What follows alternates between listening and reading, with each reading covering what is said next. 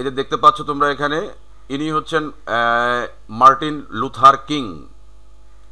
ইনি American president ছিলেন না, কিন্তু ইনি একজন বড় মাপের লিডার ছিলেন। ইনি হচ্ছেন সিভিল রাইটস, এই সিভিল রাইট, নাগরিকের যে অধিকার, এই অধিকার নিয়ে তিনি মূলত ইনি অনেক লড়াই করেছেন। এই যে তিনি ছিলেন আসলে আমেরিকান ব্ল্যাক পিপলস লিডার, আর ইনি মূলত লড়েছেন যেটা হলো সিভিল রাইটকে নিয়ে। সিভিল রাইট একজন কর্মী ছিলেন ইনি, এই মার্টিন লুথার কিং। তো ইনি নোবেল পুরস্কার পেয়েছেন মাত্র 35 ইয়ার্স ওল্ড বয়সে, 35 বছর বয়সে তিনি নোবেল পুরস্কার পেয়েছেন, যেটা আমেরিকান মানে নোবেলের হিস্ট্রিতে এটা রেয়ার। এত কম বয়সে নোবেল, এটা এই মার্টিন লুথার কিং একমাত্র পেয়েছেন আর কি। তাছাড়া নোবেল সাধারণত বয়স হয়ে গিয়ে যখন রিসার্চ হয় বা ভালো কিছু আবিষ্কার করা হয় তখনই এই নোবেলটা আসে দেয়ার ব্যাপারটা। কিন্তু এই মার্টিন লুথার কিং খুব অল্প বয়সে পেয়ে গিয়েছিলেন। তার একটা মাত্র স্পিচ বা ভাষণ, এটাই আসলে তাকে চেঞ্জ করে দিয়েছে তার পুরো লাইফটাকে। তো মার্টিন লুথার কিংয়ের যে বক্তব্যটা, এটা নিয়ে আমাদের আজকে আলোচনা, আমরা অনেক ভিতরে ঢুকবো না। তো এই বক্তব্যটার পিছনের প্রেক্ষাপট একটু তোমাকে চিন্তা করতে হবে যদি তুমি বক্তব্যটাকে বুঝতে চাও। সেটা একটু আমরা ব্যাগে যাচ্ছি। আমেরিকা স্বাধীন হয়েছে আমরা জানি 1776, 1776 সালে। তার আগে আমেরিকা ব্রিটিশদের সঙ্গে ছিল, ব্রিটিশরা শাসন করতো আমেরিকাকেও। তো আমেরিকা স্বাধীন হওয়ার 87 ইয়ার্স, 87 বছর পর 1863 সালে তখনকার আমেরিকার যে প্রেসিডেন্ট ছিলেন ইনি হচ্ছেন আব্রাহাম লিঙ্কন। এই আব্রাহাম লিঙ্কন তিনি আমেরিকার 16তম প্রেসিডেন্ট ছিলেন। ইনি একটা ভাষণ দিয়েছিলেন, আব্রাহাম লিঙ্কন। সেই ভাষণটা ছিল এই আব্রাহাম লিঙ্কন একটা ভাষণ দিয়েছিলেন 1863 সালে। এই ভাষণটা ছিল যে অল ম্যান আর ইকুয়াল, আমেরিকার সমস্ত মানুষরা সমান। এখানে কালো আর সাদা এই যে দ্বন্দ্বটা, এটা তখনও ছিল, এখনও আমেরিকাতে আছে এই দ্বন্দ্বটা, আমরা কয়েকদিন আগেও দেখেছি। তো এই কালো আর সাদা এটা সমান সবাই, এটা নিয়ে বক্তব্য দিয়েছিলেন আব্রাহাম লিঙ্কন।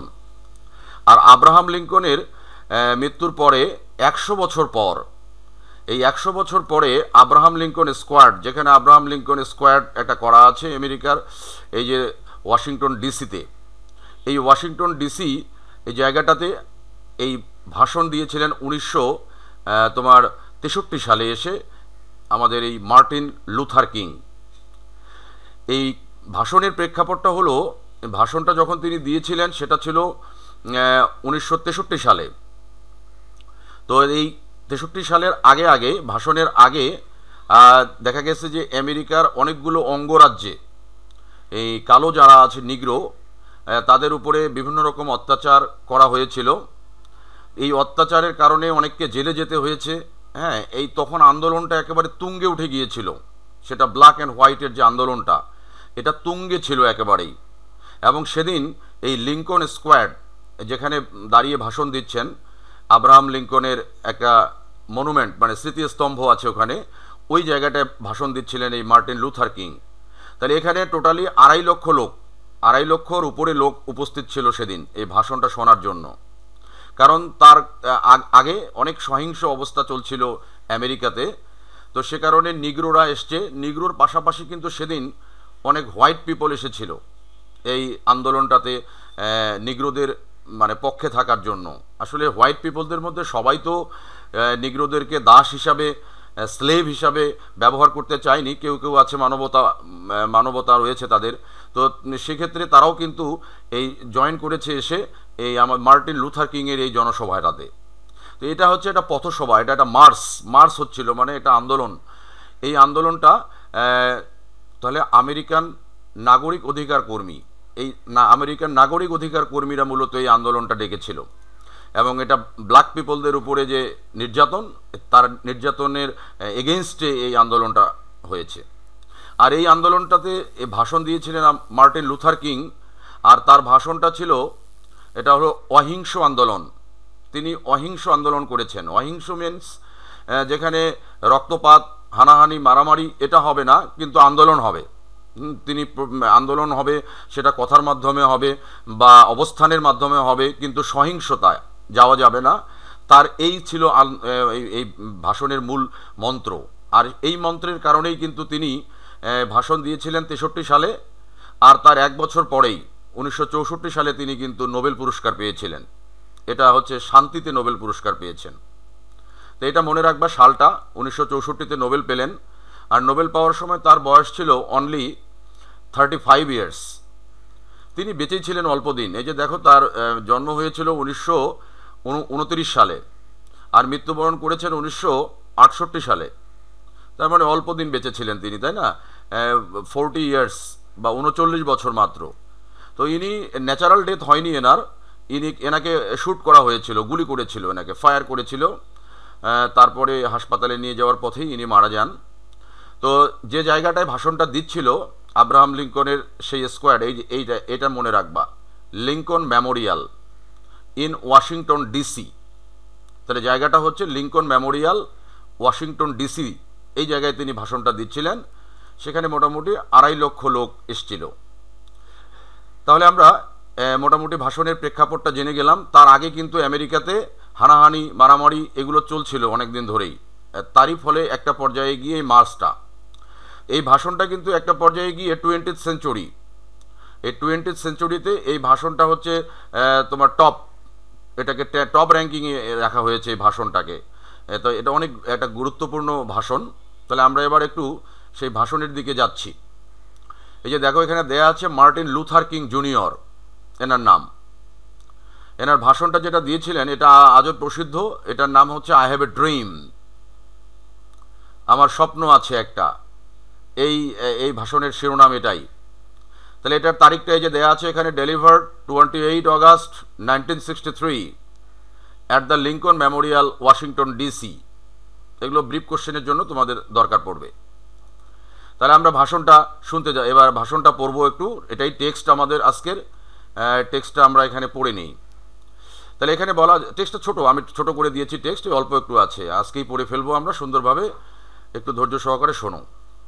আর কোশ্চেন থাকলে তোমরা স্পিকারটা অন করে, তাহলে আমি তোমাদের দৃষ্টি আকর্ষণ করে ফেলবো। এটা যে কোনো সময় তুমি কোশ্চেন করতেই পারো, নো প্রবলেম।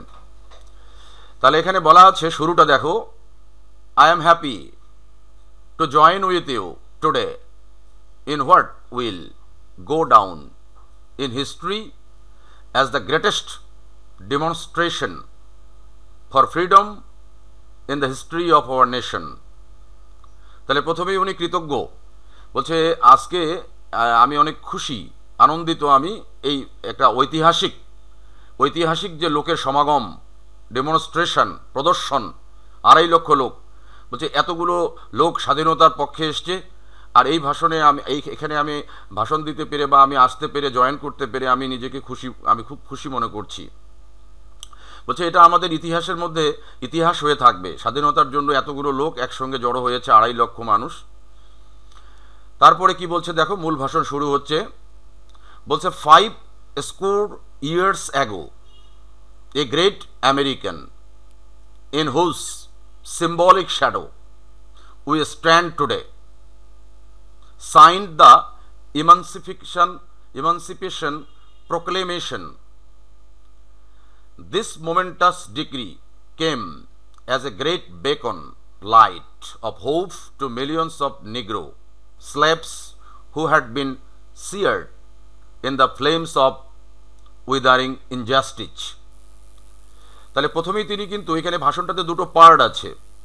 ফার্স্ট যে পার্টটা, সে পার্টটা হচ্ছে তিনি বর্তমান ওই তৎকালীন সময়ে 1963 সালে আমেরিকার অবস্থাটা কেমন ছিল এটা নিয়ে তিনি কথা বলছেন। তিনি বলছেন 5 scores years ago, স্কোর মানে 20 বছর। আমরা এটা আব্রাহাম লিঙ্কনের বক্তব্য পেয়েছিলাম, স্কোর।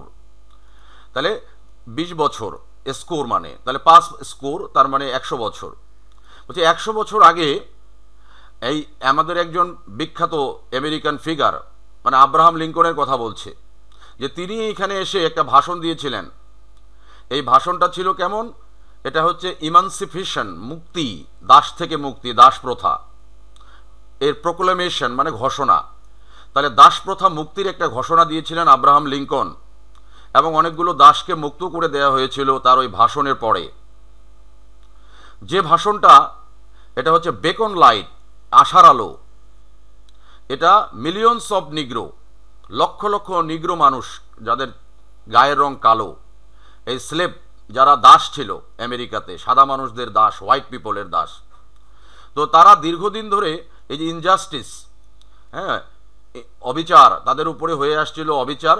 এই অবিচারের কারণে তারা এমন একেবারেই অবিচারের দ্বারা তারা নির্জীব হয়ে পড়েছিল। তার মানে তাদের একদম সয় শক্তি ছেড়ে দিয়েছে তারা। তো এই ভাষণটার কারণে, আব্রাহাম লিঙ্কনের ভাষণটার কারণে মূলত আমরা দেখতে পাচ্ছি যে এই নিগ্রো মানুষগুলো একটা আশা দেখেছিল যে আজকে থেকে মনে হয় আমাদের দাস প্রথাটা বিলুপ্ত হয়ে যাবে। It came as a joyous daybreak to end the long night of their captivity. Captivity মানে বন্দি দশা। তাহলে আব্রাহাম লিঙ্কনের যে ভাষণটা ছিল, ওই ভাষণটা আসলে এই নিগ্রো মানুষরা দীর্ঘদিন ধরে বন্দি ছিল, এই বন্দি দশা থেকে তারা, এটা যেন একটা মুক্তির একটা কথা আব্রাহাম লিঙ্কন বলেছে। মানে আব্রাহাম লিঙ্কনের বক্তব্য শোনার পরে তাহলে আমেরিকান যে নিগ্রোরা রয়েছে তারা অনেকটা আশায় বুক বেঁধেছিল যে আমাদের হয়তো কষ্টের দিন এখানেই শেষ হবে। কিন্তু এমন ঘটেনি। দেখো পরের প্যারাতে আমরা দেখতে পাবো, এখানে বলা আছে বাট 100 years লেটার, কিন্তু 100 বছর পরে the Negro still is not free, নিগ্রোরা এখনো পুরোপুরি মুক্ত নয়। 100 years later, the life of the Negro is still sadly crippled by the manacles of segregation and the chains of discrimination. তাহলে বলছে যে 100 বছর পরেও নিগ্রোদের জীবনটা একেবারেই স্যাডি ক্রিপেলড, মানে একেবারে পঙ্গু অবস্থা। এটা হচ্ছে সেগ্রিগেশন, মানে বিভাজন।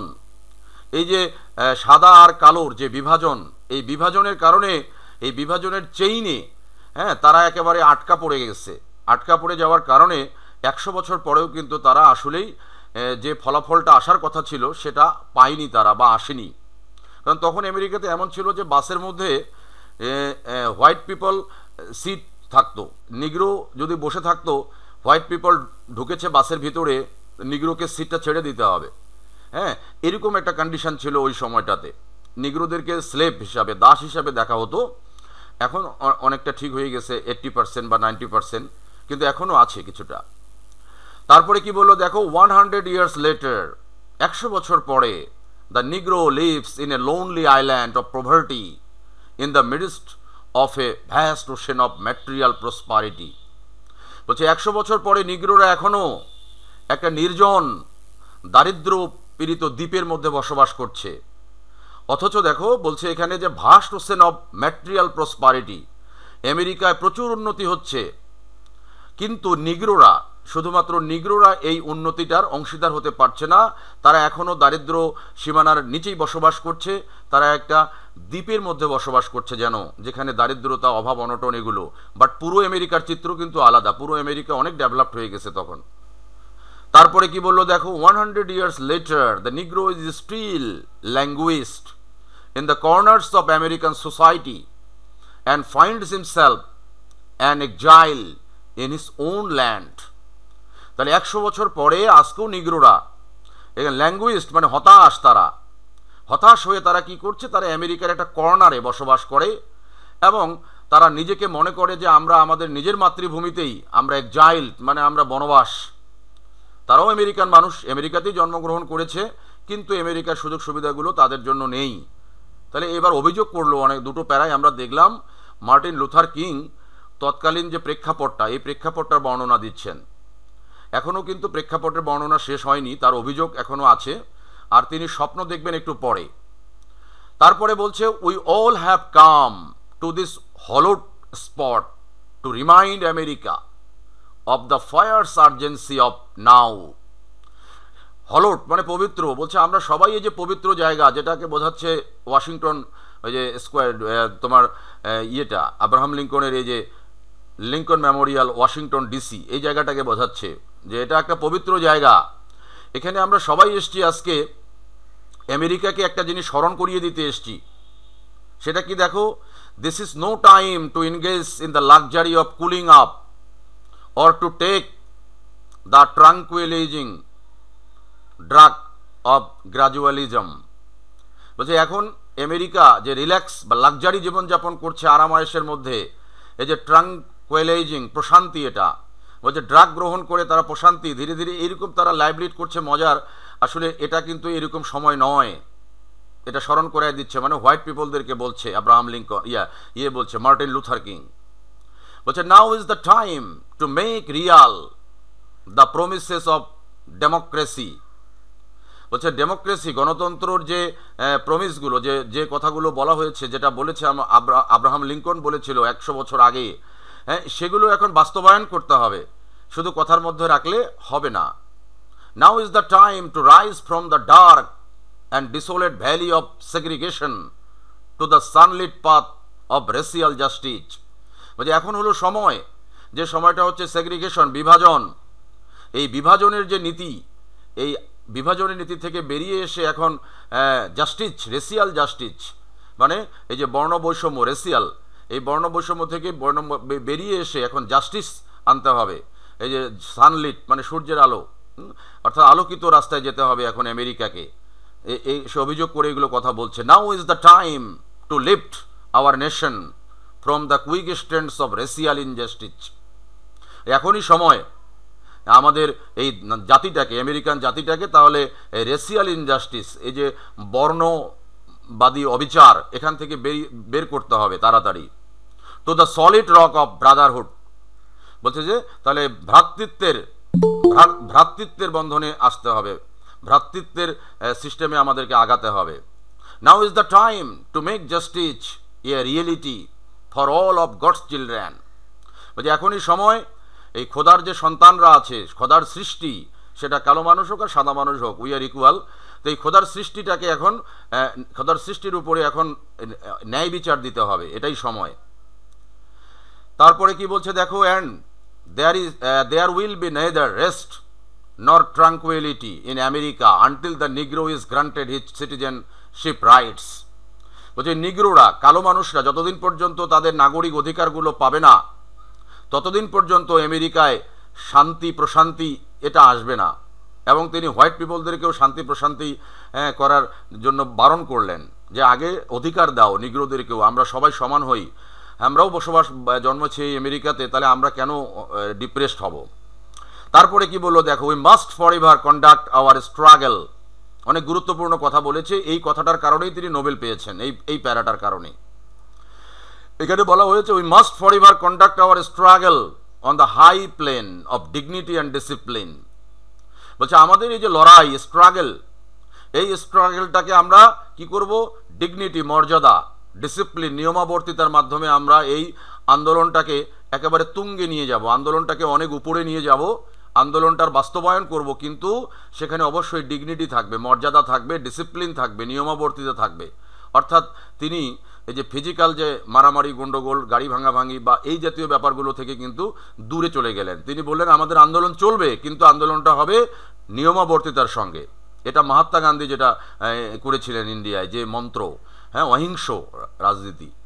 তারপরে বলছে we must not allow our creative protest to degenerate into physical violence.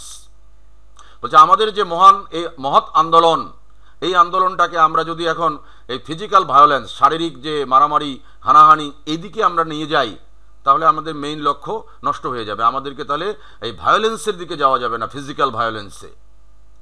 Again and again we must rise to the majestic heights of meeting physical force with soul force. অনেক গুরুত্বপূর্ণ কথা বলেছেন, যে আমাদের যে শারীরিক শক্তি, ফোর্স, এটাকে দমন করে রাখতে হবে সোল ফোর্স, আমাদের আত্মার শক্তি দিয়ে। তার মানে আত্মার শক্তি হচ্ছে ডিসিপ্লিনারি আন্দোলন করতে হবে, এটা বলছে, ভায়োলেন্সে যাওয়া যাবে না এক কথায়। আর এই মন্ত্রের কারণেই মাত্র 35 বছর বয়সে তিনি নোবেল পেয়েছেন শান্তিতে। কারণ সেদিন লিঙ্কন স্কোয়ারে 2.5 লক্ষ মানুষ ছিলেন। তিনি যদি সেদিন একটা সহিংস আন্দোলনের জন্য ডাক দিতেন, তাহলে কিন্তু সেদিন অনেক মানুষ হয়তো মারা যেত বা অনেক ক্ষয়ক্ষতি হতো আমেরিকাতে। কিন্তু তিনি সেদিকে না নিয়ে গিয়ে তিনি গেলেন হচ্ছে আন্দোলন, কিন্তু সেটা হলো ডিসিপ্লিনারি আন্দোলনে গেলেন। তারপরে দেখো বলেছে the marvellous new militancy which has engulfed the Negro community. Last কথাটা বলে দিচ্ছেন যে এই আমেরিকার যে মিলিটেন্সি হোয়াইট পিপলের, এরা আমাদের নিগ্রোর যে কমিউনিটিগুলো রয়েছে এই কমিউনিটিগুলোতে হানা দিয়েছে। দেখো, must not lead us to A distrust of all white people. তাহলে আমাদের যে আইনশৃঙ্খলা বাহিনী, পুলিশ, এরা যে নিগ্রো পল্লীগুলোতে আক্রমণ করছে, এরা হোয়াইট পিপল। তো তাই বলে কিন্তু আমাদেরকে সমস্ত হোয়াইট পিপলদেরকে ডিস্ট্রাস্ট, অবিশ্বাস করা যাবে না। এই কথাও উনি বলে দিচ্ছে যে সব হোয়াইট পিপল আমাদের শত্রু নয়। For many of our white brothers, as evidenced by their presence here today, have come to realise that their destiny is tied up with our destiny. বলছে এখানে যে আমাদের অনেক হোয়াইট ব্রাদার্স, তারাও কিন্তু আজকে এই লিঙ্কন স্কোয়ারে এসেছে, এই আন্দোলনে এসেছে, আমাদের এই আন্দোলনে আমাদের সঙ্গে তাদের ভাগ্য যেন একই সুতোয় গাঁথা। তার মানে তিনি কিন্তু এখানে বলে দিলেন যে সমস্ত হোয়াইট পিপল আমাদের শত্রু নয়। যে হোয়াইট পিপলরা আমাদের উপরে আক্রমণ করছে তারা আমাদের শত্রু, কিন্তু সমস্ত হোয়াইট পিপল নয়। এই কথাটাও কিন্তু ইনি এখানে বলে দিলেন। দেখো, এবং এই কথাগুলোর কারণেই কিন্তু শান্তিতে স্থাপন হয়েছিল এই আমেরিকাতে, শান্তিপূর্ণ আন্দোলন। এবার কিন্তু চলে আসতেছি আমরা তাহলে এই মার্টিন লুথার কিংয়ের আশার কথা শোনার জন্য। তার হতাশার কথা আরও কিছু আছে, যেটা এই টেক্সটটা কিন্তু আসলে বিভিন্ন ওয়েবসাইটে বিভিন্নভাবে টেক্সটটা করা আছে। আমি এই টেক্সটটার মূল জিনিসগুলো পড়ছি। এই টেক্সটের মূল জিনিসগুলোর বাইরেও কিন্তু আরও টেক্সট আছে, আমি বাংলা সহ দিয়েছি টেক্সটটা অনেক গুরুত্বপূর্ণ টেক্সট, তো ওই জন্য। তো এখানে এই যে এটা একটা এক্সট্রা টেক্সট, তোমাদের ওই মূল টেক্সটার বাইরেও এগুলো এক্সট্রা টেক্সট। এগুলোতেও তিনি আমেরিকার তৎকালীন অবস্থাটা তুলে ধরেছেন এই পুরো টেক্সটটাতে। তো এই টেক্সটটা, এটা তার মূল যে ভাষণটা, যেটা আমি তার ভাষণটার ভিডিও শুনলাম, তো সেই ভাষণের ভিডিওতে এই টেক্সটটুকু নেই। হ্যাঁ, এই টেক্সটটুকু নেই, ওই জন্য এই টেক্সটটুকু আমরা এখানে আলোচনায় নিয়ে আসতেছি না। তাহলে আমরা চলে যাচ্ছি এবারে এই আমাদের তার বক্তব্যটার পরের পার্টটাতে। অর্থাৎ পরের পার্টটা হচ্ছে এই পুরো পার্টটা, এখান থেকে শুরু করে এই যে শেষ পর্যন্ত এই পেজে, এই পুরো পার্টটা হচ্ছে সে আশার বাণী দেখবে এখানে, আর উপরে ছিল তার হতাশা। তাহলে এখানে তিনি কি বলছেন দেখো, and so even though we face the difficulties of today and tomorrow. বলছে আমরা আজও যে সমস্যা অনুভব করছি, হয়তো কালও অনুভব করব, এই যে হোয়াইট পিপলদের আমাদের উপরে অত্যাচার, এটা আমরা এখনও দেখতে পাচ্ছি। I still have a dream, এটার পরেও আমি স্বপ্ন দেখি। It is a dream deeply rooted in the American dream. বলছে আমি যে স্বপ্নটা দেখি সেই স্বপ্নটা হচ্ছে আমেরিকার স্বপ্ন। এটা আমেরিকান যারা নাগরিক রয়েছে তাদের সবার স্বপ্ন, একটা সুন্দর আমেরিকা। তো সেই স্বপ্নটাই আমি আজও দেখি, এখনও দেখি, এত নির্যাতনের পরেও আমি স্বপ্নটা দেখি, এটা বলছে। তারপরে বলছে this nation will rise up and live out the true meaning of its creed. We hold this truth to be self-evident that all men are created equal. তাহলে this nation will rise up and live। বলছে আমি মনে করি বা আমি বিশ্বাস করি এই জাতি, আমেরিকান জাতি, এই ক্রিড মানে হলো জাতি। তাহলে এই জাতি তার সঠিক, এই জাতির যে সঠিক অর্থটা, এই জাতির হচ্ছে হানাহানি বাদ দিয়ে শান্তিপ্রিয় একটা অবস্থায় এই জাতি বসবাস করবে, মাথা উঁচু করে দাঁড়াবে। হ্যাঁ, তো এই মন্ত্রটা, এই সত্যটা মাথায় নিয়েই এই জাতি আগায় যাবে আমি বিশ্বাস করি। এবং আমি অন্তর থেকে বিশ্বাস করি যে এই কথাটাই বিশ্বাস করি, সেটা হচ্ছে অল মেন আর ক্রিয়েটেড ইকুয়াল। এই কথাটা কিন্তু আব্রাহাম লিঙ্কনও বলেছিলেন তার ভাষণে। অল মেন আর ক্রিয়েটেড ইকুয়াল মানে সমস্ত মানুষকে আল্লাহ বা সৃষ্টিকর্তা সমানভাবে সৃষ্টি করেছে, কোনো বৈষম্য করে সৃষ্টি করেনি। হ্যাঁ, কিন্তু বৈষম্যটা হচ্ছে জন্মের পরে, বাট জন্মের আগ পর্যন্ত বা জন্মের সময়টাতেও এখানে সবাই সমান থাকে, এই কথাটা তিনি বলছেন। তারপরে দেখো, I have a dream that one day on the red hills of Georgia the sons of former slaves and the sons of former slave owners will be able to sit down together at the table of brotherhood. বলছে আমি স্বপ্ন দেখি এই Georgia নামে যে জায়গাটা রয়েছে, এই জর্জিয়াতে অনেক নিগ্রো, কালোদেরকে দাস করে রাখা হতো। তারা একেবারে মানে তাদের উত্তর পূর্বশিরি বাবা দাস ছিল, দাদাও দাস ছিল, তারাও দাস, মানে একেবারে হেরিডিটারি দাস প্রথা ওখানে চলছে জর্জিয়াতে। তো বলছে যে একটা স্বপ্ন, আমি স্বপ্ন দেখি একটা সময়ে জর্জিয়াতেও দেখা যাবে যে যারা দাস আর যারা মনিব, অনার্স মানে মনিব, এই দাস আর মনিব এক টেবিলে বসে, ভ্রাতৃত্বের বন্ধনে এক টেবিলেই বসে তারা নাস্তা খাচ্ছে বা এক টেবিলেই বসে কাজ করছে। এটা আমি স্বপ্ন দেখি, এরকম দিন আসবে। আর কি স্বপ্ন দেখতেছেন? I have a dream that the day even the state of Mississippi, a state sweltering with the heat of injustice, sweltering with the heat of oppression, will be transformed into an oasis of freedom and justice. আরেকটা জায়গার কথা বলেছেন ইনি, আরেকটা প্রদেশ, এই যে Mississippi. এই মিসিসিপিতেও একেবারে ভয়ঙ্করভাবে কিছুদিন আগেও যখন ভাষণ দিচ্ছিলেন তার কিছুদিন আগেও এই মিসিসিপিতে ভয়ঙ্করভাবে এই দাসদের উপরে আক্রমণ করা হয়েছে, এই স্লেভদের উপরে, মানে নিগ্রো পিপলদের উপরে। এবং তারা একেবারে অতিশয় ঘেমে গেছে, এই যে সোয়েল্টারিং, মানে একে ক্লান্ত হয়েছে। তো এই লোকেরাও যারা এই যে মানে যাদের উপরে অত্যাচার হয়েছে, তারা অত্যাচার আর নির্যাতন সহ্য করতে করতে করতে করতে ওরা ক্লান্ত একেবারেই, হ্যাঁ, ঘেমে গেছে, একদম অতিশয় ঘেমে গেছে, মানে একেবারে অবস্থা খারাপ তাদের। তো তাদেরও এই মিসিসিপি জায়গাটাকে বলেছে ইনি যে এটা হবে ওয়েসিস, মানে মরুদ্যান। অর্থাৎ মরুভূমিতে তো কোনো রকম গাছপালা থাকে না, হ্যাঁ, কিন্তু মরুভূমিতে যদি কখনো গাছপালা যে জায়গাটায় থাকবে তা ওই জায়গাটা তো মরুদ্যান, মানে ওই জায়গাটা শান্তির জায়গা হবে।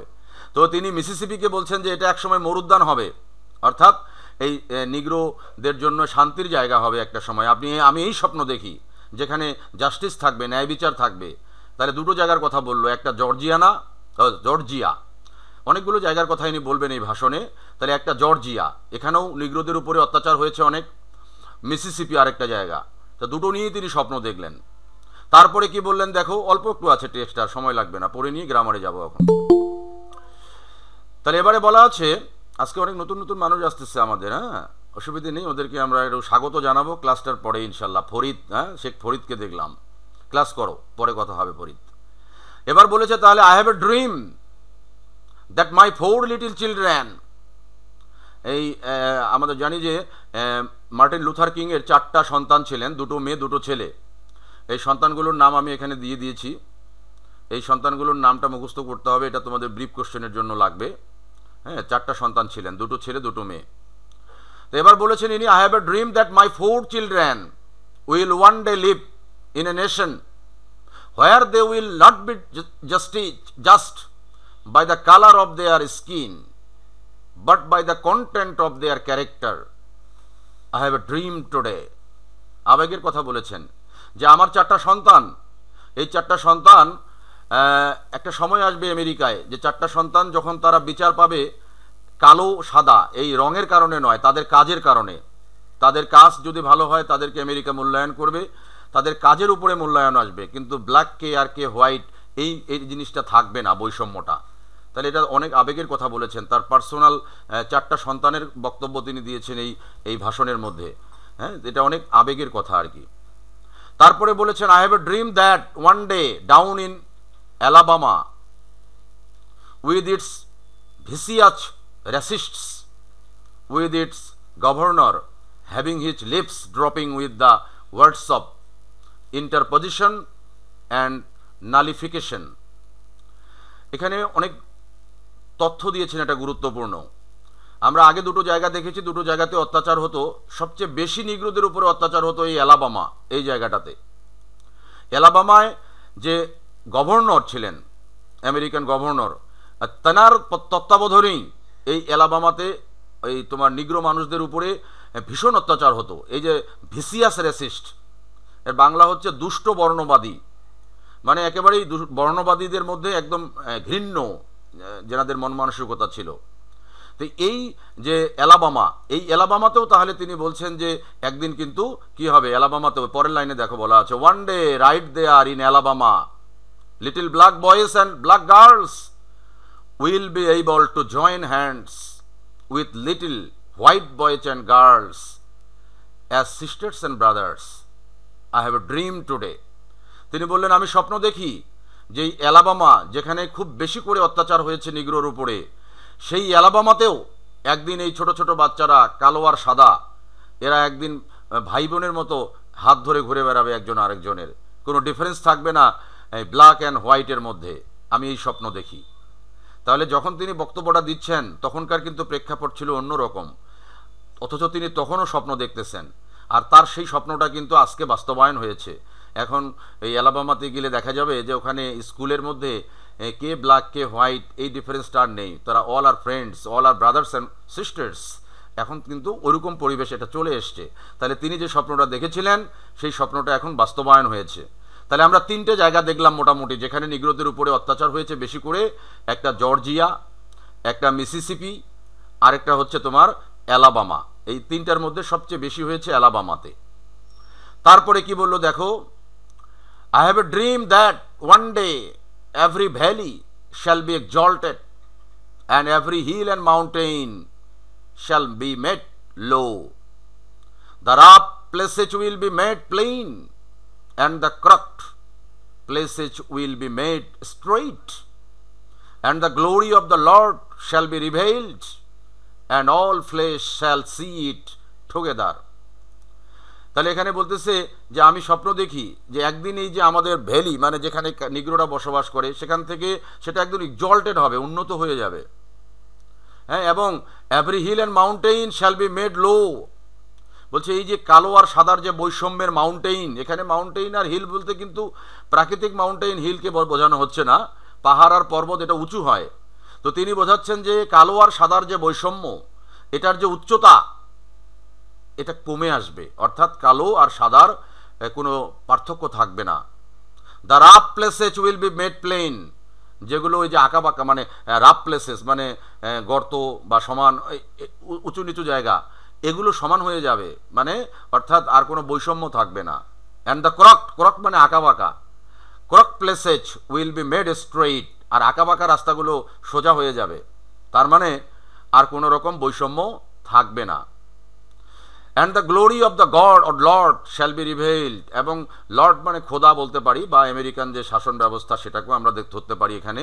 তা এই গডের যে যে তোমার আশীর্বাদ বা যে সুন্দর দেশ আমেরিকা উন্নত হচ্ছে, এই এই এই যে উন্নতির ইয়েটা তোমার ফলাফলটা এটা সবার মধ্যে সুন্দরভাবে ইয়ে হয়ে যাবে, বন্টন হয়ে যাবে, কালো সাদা সবাই এই সুযোগটা পাবে আর কি। অর্থাৎ এখন তো শুধু সাদারা পাচ্ছে, কিন্তু তিনি স্বপ্ন দেখতেছেন যে একটা সময় সবাই পাবে ইকুয়ালভাবে। তারপরে কি বলছে দেখো, this is our hope and this is the faith that I go back to south. বলছে এটাই আমার আশা, আর এই আশা নিয়েই আমি দক্ষিণে চলে যাচ্ছি। দক্ষিণ মানে তার বাসা তো ছিল অন্য জায়গায়, যেখানে তিনি বক্তব্য দিচ্ছেন ওখানকার তিনি বাসিন্দা ছিলেন না, তাই না? ওই জন্য বলছেন যে আমি এই আশা নিয়েই দক্ষিণে যাব। তারপরে কি বললো দেখো, with this faith we will be able to hew out of the mountain of despair a stone of hope. তাই এই আশা নিয়ে আমরা কি করব যে এখানে ডিসপেয়ার মানে হতাশার যে মাউন্টেইন এটা এটা এটা দূরে সরে যাবে, অ্যান্ড স্টোন অফ হোপ মানে এটা আশার একটা তোমার টুকরো দেখা যাবে। With this faith we will be able to transform the jangling discords of our nation into a beautiful symphony of brotherhood. তাহলে আমাদের যে অসন্তোষ অশান্তির জায়গা ঝাঁকুনি, জ্যাংলিং মানে অসন্তোষের যে ঝাঁকুনি, এখান থেকে আমরা বেরিয়ে আসব। বেরিয়ে এসে কি হবে, আমাদের এই জাতিটা স্যাম্পনি সুরেলা হবে এবং ভ্রাতৃত্ব বন্ধন থাকবে সেখানে, সুরের ভ্রাতৃত্ব বন্ধন মানে শান্তি থাকবে সেখানে। With this faith we will be able to work together, আর এই বিশ্বাস নিয়ে আমরা একসঙ্গে কাজ করব। টু প্রে টুগেদার, একসঙ্গে প্রার্থনা করব গির্জায়। টু স্ট্রাগল টুগেদার, একসঙ্গে আমরা আন্দোলন করব, যুদ্ধ করব, বা একসঙ্গে আন্দোলন বলতে এখানে ভালোর জন্য।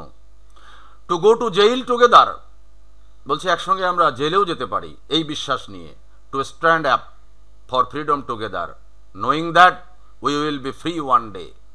তাই স্বাধীনতার জন্য আন্দোলন করব এবং আমরা এটাই জানবো যে একদিন আমরা অবশ্যই স্বাধীন হব।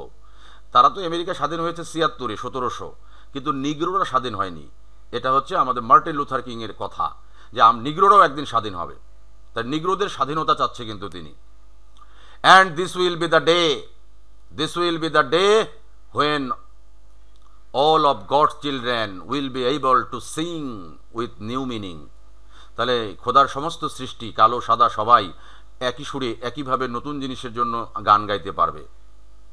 তারপরে কি হলো দেখো, my country it is of thee sweet land of liberty of thee I sing, land where my fathers died, land of the pilgrims' pride, from every mountain side let freedom ring, and if America is to be a great nation this must become true.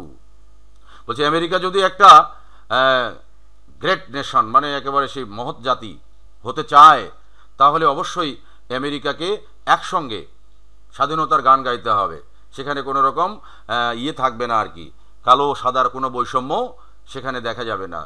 আর আমেরিকাকে তিনি বলেছেন যে যেখানে আমার বাবার মৃত্যু হয়েছে, মারা গেছে, মানে এটা পিলগ্রিমস প্রাইড, তিনি এটা পবিত্র জায়গা হিসাবে দেখতেছেন যে এটা আমার মাতৃভূমি, এখানে আমাদের পূর্বপুরুষরাও শুয়ে আছে।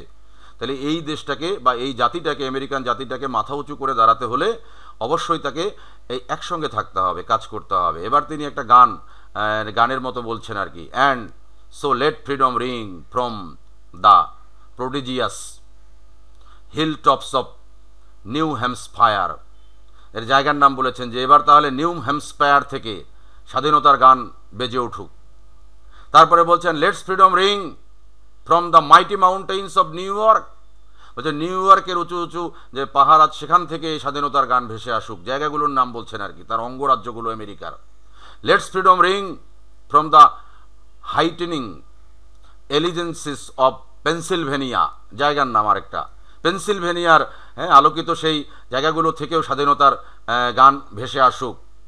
Let's freedom ring from the snow capped Rockies of কলোরেডোর পাহাড় পর্বত, ওখান থেকেও বরফে আচ্ছিত জায়গা, স্নো ক্যাপড, ওখান থেকেও স্বাধীনতার গান ভেসে আসুক। মানে তিনি সবগুলো জায়গার কথা ইন্ডিকেট করছেন যে স্বাধীনতার এই গানটা এটা সব জায়গা থেকে আসবে। এটা নিউ হ্যাম্পশায়ার থেকেও আসবে, নিউ ইয়র্ক থেকে আসবে, পেনসিলভেনিয়া থেকে আসবে, কলোরেডো থেকে আসবে, তারপরে ক্যালিফোর্নিয়া থেকে আসবে, এগুলো সব অঙ্গরাজ্য আমেরিকান। শুধু এগুলো নয়, তিনি আরও বলেছেন let's freedom ring from stone mountain of Georgia, এই জর্জিয়া যেখানে নিগ্রোদের উপরে বেশি অত্যাচার হয়েছে, তিনি ওটারও কথা বলেছেন যে ওখান থেকেও স্বাধীনতার গান ভেসে আসুক। Let's freedom ring from the Lookout Mountain of Tennessee, এটাও আরেকটা অঙ্গরাজ্য, এখানেও নিগ্রোদের উপরে অত্যাচার হয়েছে বেশি। আরেকটা অঙ্গরাজ্য বলেছে এই যে মিসিসিপি, বলছে every hill and molehill of Mississippi, এই মিসিসিপিরও সমস্ত পাহাড় পর্বত বা জায়গা, সমস্ত জায়গা থেকেই এই স্বাধীনতার গান বেজে আসুক, যে গানটা সবাই একসঙ্গে গাবে, নিগ্রো এবং হোয়াইট সবাই। তাহলে এটা আবেগের কথা বললেন উনি অনেক। লাস্ট প্যারায় চলে যাচ্ছে এবারে তার ভাষণের শেষ দিকে, সেটা হচ্ছে and when this happens, and when we allow freedom ring, when we let it ring from every village and every Hamlet, বলছে যখন স্বাধীনতার এই গান, স্বাধীনতার এই কথা, স্বাধীনতার এই সুর যখন প্রতিটা গ্রাম থেকে আসবে, প্রতিটা হ্যামলেট, প্রতিটা পল্লী, পাড়া পল্লী, এর থেকে পাওয়া যাবে, from every state and every city, প্রতিটি বড় শহর ছোট শহর থেকে স্বাধীনতার গান ভাসবে। We will be able to speed up that day when all of God's children, black man and white man, সমস্ত মানুষ, খোদার সমস্ত সৃষ্টি, সেটা কালো জাতি হোক আর সাদা হোক, জিউস অর জেন্টাইলস মানে ইহুদি হোক আর নন ইহুদি হোক, প্রোটেস্ট্যান্টস অর ক্যাথলিক ধর্মাবলম্বী আর কি, একদল হচ্ছে প্রোটেস্ট্যান্ট, একদল হচ্ছে ক্যাথলিক। তো যে মানুষ যেই হয় হোক, কিন্তু সবাই মিলে একসঙ্গে গান গাবে, সেটা ইহুদি হোক আর অইহুদি হোক, প্রোটেস্ট্যান্ট হোক আর ক্যাথলিক হোক, সেটা গ্রাম হোক আর পল্লী হোক, সেটা শহর হোক আর বড় শহর হোক, সবখান থেকেই একই রকম গান ভেসে আসবে। Will be able to join hands and sing in the words of the old নিগ্রো spiritual, সবাই মিলে একসঙ্গে হাতে হাত রেখে গান গাইবে। তো এরকম দিনের অপেক্ষায় তিনি এই ভাষণটা শেষ করলেন। লাস্টে গিয়ে বললেন দেখো ফ্রি অ্যাট লাস্ট, ইম্পর্টেন্ট এক্সপ্লেনেশনের জন্য ফ্রি অ্যাট লাস্ট, বলছে আমরা একদিন অবশ্যই মুক্ত হব, স্বাধীন হব। তাহলে তারা কিন্তু নিজের দেশেই, নিজের স্বাধীন দেশে তারা পরাধীন, তারা এরকম একটা অবস্থায় ছিল। Thanks God Almighty we are free at last, খোদাকে ধন্যবাদ দিচ্ছে যে অবশেষে আমরা অবশ্যই একদিন স্বাধীন হব বা মুক্ত হব। তাহলে এই আবেগঘন একটা বক্তব্য, আর এই বক্তব্যটা আমেরিকাকে চেঞ্জ করে দিয়েছে পুরো। শুধু আমেরিকা না, এই বক্তব্যটা মহাত্মা গান্ধীর মতো এটা পুরো পৃথিবীতে একটা বিরাট বড় ভূমিকা রেখেছে। এই হানাহানি, মারামারি, কাটাকাটি তার আগে কিন্তু এগুলো হয়েছিল। আমরা জানি তোমার হলো 14 সালে প্রথম যেটা ফার্স্ট ওয়ার্ল্ড ওয়ার হয়েছিল 14 থেকে 18 সাল। তারপরে আমরা জানি সেকেন্ড ওয়ার্ল্ড ওয়ার এটা শুরু হয়েছে 1939 সালে। হ্যাঁ, তো এই 1939 সাল থেকে শুরু করে 1946 পর্যন্ত চলেছিল সেকেন্ড ওয়ার্ল্ড ওয়ার। আর তারপরে কিন্তু এই যে 1963-তে এসে ইনি ভাষণটা দিলেন, তার মানে তখন কিন্তু যুদ্ধ বিগ্রহ এটা লেগেছিল। আমরা এটা জানি যে আমাদের এই মডার্ন এজে দুটো বিশ্বযুদ্ধ হয়েছে। তো এই বিশ্বযুদ্ধের সময় তার এই ভাষণটা এটা গোটা পৃথিবীকে একটা সুন্দর পৃথিবীতে রূপান্তর করার ক্ষেত্রে গুরুত্বপূর্ণ অবদান রেখেছিল। এই জন্যই ভাষণটার উপরেই তিনি নোবেল পেয়েছিলেন মাত্র 35 ইয়ার্স ওল্ডে। এই হলো তোমাদের এই মার্টিন লুথার কিংয়ের আই হ্যাভ এ ড্রিম। তো এখানকার মধ্যে প্রায় প্রতিটা লাইনই ইম্পর্টেন্ট বলা যায় এক্সপ্লানেশনের জন্য। তারপরেও আমি দেখিয়ে দিয়েছি কিছু লাইন এক্সপ্লানেশনের জন্য। এই যে this momentous decree came as a great beacon light of hope to millions of Negro slaves who had been seared in the flames of withering injustice। অনেক গুরুত্বপূর্ণ কথা, আমরা প্রথম দিকে তার এই কথাটা পেয়েছিলাম। এই পয়েন্টগুলো সবগুলো মোটামুটি হচ্ছে এক্সপ্লানেশন, ব্যাখ্যার জন্য ইম্পর্টেন্ট তোমাদের। তারপরে এসে কোশ্চেন আছে, আমি কোশ্চেনও দিয়েছি। এই যে একটা হচ্ছে, how does Martin Luther King point out the discriminations between the white and the black in America. এই ব্ল্যাক অ্যান্ড হোয়াইট যারা ছিল তাদের যে ডিসক্রিমিনেশন, বৈষম্যটা ছিল, এই বৈষম্যটাকে তিনি কিভাবে পয়েন্ট আউট করেছেন এখানে, এই পয়েন্ট আউটের উপরেই একটা কোশ্চেন আছে, ব্রড কোশ্চেন, 10 মার্কসের জন্য। এই মোটামুটি উত্তর দিয়েছি, খুব একটা বড় না, এইটিকে একটু আছে। এই যে এই পর্যন্ত। আরেকটা কোশ্চেন দিয়েছি, সেটা হলো write a note on Martin Luther King's nonviolent civil rights movement. এই যে নাগরিক অধিকার, যেটা নন ভায়োলেন্ট, অহিংস, এই অহিংস যে মার্টিন লুথার কিংয়ের মুভমেন্ট ছিল, এই মুভমেন্টটার উপরে তোমাকে একটা লিখতে হবে আর কি। তাই এই মুভমেন্টের কারণেই তো তিনি নোবেল পেয়েছিলেন, তাই না? তো এই মুভমেন্টটা আমরা এখানে তুলে ধরেছি। এই যে মোটামুটি এই প্রশ্নটা এখানে দেয়া আছে। এই দুটো কোশ্চেন যদি তোমরা এই আই হ্যাভ এ ড্রিম থেকে পড়ো, তাহলে তোমাদের আই হ্যাভ এ ড্রিমের যে কোনো ব্রড কোশ্চেন তোমরা এর আলোকেই লিখতে পারবা। মূল পয়েন্ট এটাই। মূল পয়েন্ট হচ্ছে, একটা হলো এই যে তিনি discrimination between the black and white in আমেরিকাতে ব্ল্যাক অ্যান্ড হোয়াইটের যে ডিসক্রিমিনেশন, বৈষম্য, তার ভাষণে এটা একটা অংশ ছিল। আরেকটা অংশ হচ্ছে যে এই যে নন ভায়োলেন্ট সিভিল রাইট মুভমেন্ট, মানে অহিংস নাগরিক আন্দোলন, নাগরিক অধিকার আন্দোলন, এই দুটো পয়েন্টই ছিল তার ভাষণে। দুটো পয়েন্ট দিয়ে আমি দুটো ব্রড কোশ্চেন দেখাই দিছি। এই দুটো ব্রড কোশ্চেন পড়লে তোমরা এখান থেকে যে কোনো ব্রড কোশ্চেন আনসার করতে পারবা। Any question? জান্নাতি কোশ্চেন দুটো আরেকবার একটু। আচ্ছা, কোশ্চেন প্রথমটা তাহলে নাও। এই যে প্রথম এক্সপ্লেনেশন সহকারী নাও। এই যে এক্সপ্লেনেশনের কটা লাইন পড়তে হবে, এইগুলো একটু একটা স্পিক নিয়ে নাও, স্নাপ। তারপরে এই যে প্রথম প্রশ্নটার স্নাপটা নাও, এই পর্যন্ত নিতে পারো একটা স্নাপ। তারপরে পিছনের অংশটার আরেকটা স্নাপ নাও। তারপরে এই যে পরের অংশটাতে চলো, এই এখানে দুটো স্নাপ নিবা, এটা একটা নাও।